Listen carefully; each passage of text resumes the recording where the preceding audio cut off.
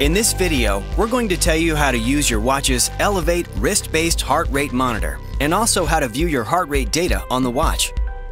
To receive heart rate measurements throughout the day, wear the watch right above your wrist bone. It should be snug enough that it doesn't move during activities, but not uncomfortably tight. To get to the heart rate widget, select Up from the clock screen.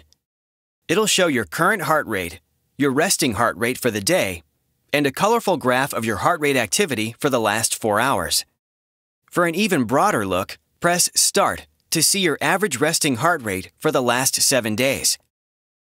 If your heart rate data seems erratic or doesn't show up at all, try cleaning and drying your arm before putting on the watch, adjusting the tightness of your strap, or wearing it a little higher on your wrist.